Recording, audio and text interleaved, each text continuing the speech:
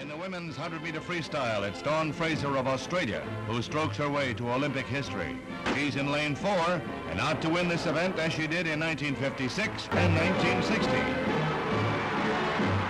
Against her 1 minute and 2 seconds she swam in 1956. Miss Fraser becomes the first woman to swim this Olympic distance in less than a minute. Her 59 and 9/10 seconds brings her a third Olympic medal.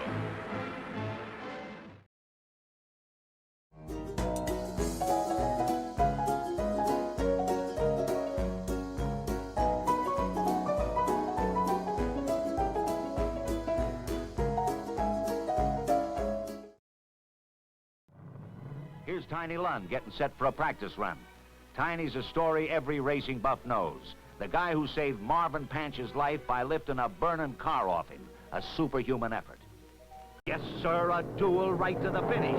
And it's Tiny Lund, the long shot. Winner over Fred Lorenzen with Ned Jarrett third, all three driving 63 Fords.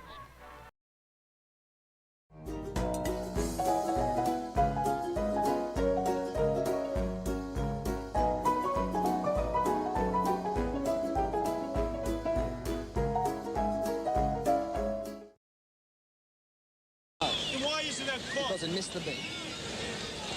Okay?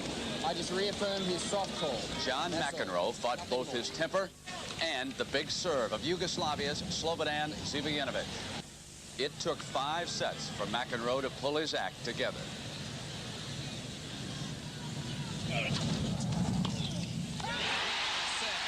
He did, and he won.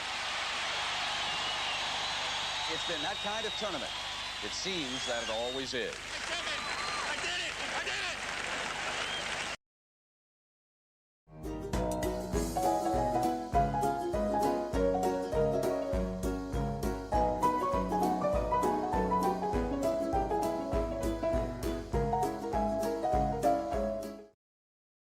The lane to watch is number 5 from the foreground. That's the U.S. ace, 18-year-old Don Schallender. And he's on his way to a new Olympic record. Close on Don's threshing heels is Robert McGregor of Great Britain, as Schallender goes across in 53 and 4/10 seconds. The blonde Yale freshman chalks up another gold medal for the U.S., as Uncle Sam continues to hold a commanding Olympic lead.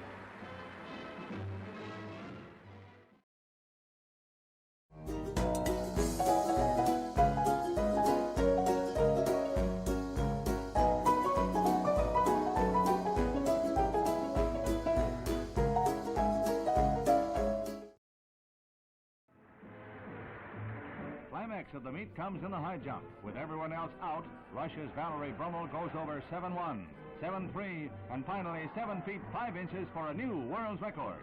The high-flying Russian takes a new record home, but the U.S. takes the meet on points.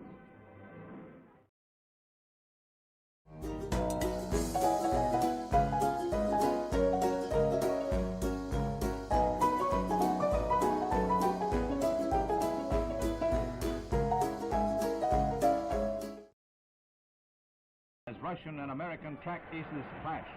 In the women's 100 meters, it's long-legged Wilma Rudolph Ward who streaks away from the field to prove once more she is the fastest woman in the world. 2 from each nation compete in every event, and it's a Russian who runs second.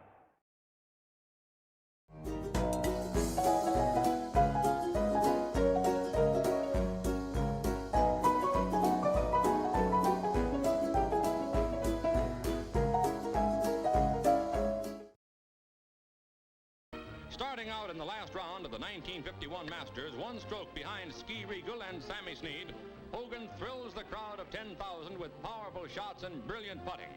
Meantime, Regal has come in with a 282. The crowd is tense. Can Hogan beat Regal? He has only to sink the next putt to win. And sink it he does for a winning 280, one stroke over the record. As Regal watches, Hogan is congratulated by Bobby Jones as he adds the Masters crown to a brilliant golf career.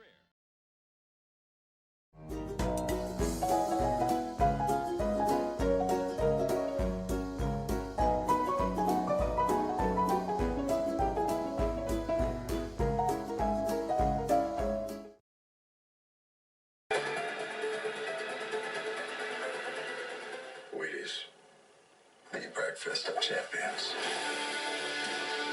The first ever athlete to be featured on the Wheaties box was actually Lou Gehrig, the Yankees baseball player. It's a pretty big deal. So the message that they are saying to kids is, look, Lou Gehrig must eat Wheaties, and if you want to grow up big and strong and a great baseball player like Lou Gehrig, you got to eat Wheaties.